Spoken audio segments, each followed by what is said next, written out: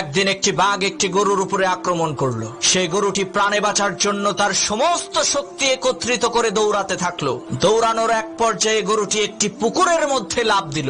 ঘটনাক্রমে সেই পুকুরের মধ্যে কোনো পানি ছিল না, শুধু ছিল কাদা। এদিকে গরুর পেছন পেছন বাঘটিও সেই পুকুরের মধ্যে ঝাঁপ দিল। এতে করে গরু এবং বাঘ দুইজনেই পুকুরের কাদার মধ্যে গলা পর্যন্ত আটকে গেল। তখন বাঘ রাগান্বিত কণ্ঠে গরুকে বলে উঠলো, ওই হারামজাদা, তুই আর লাভ দেওয়ার জায়গা পাইলি না?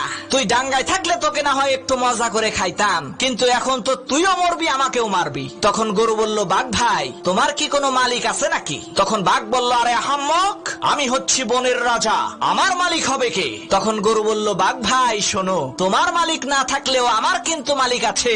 সন্ধ্যাবেলায় আমার মালিক আমাকে এখান থেকে উদ্ধার করে নিয়ে যাবে, আর লোকজন জড়ো করে আনন্দ উল্লাস করতে করতে তোমাকে পিটিয়ে মারবে।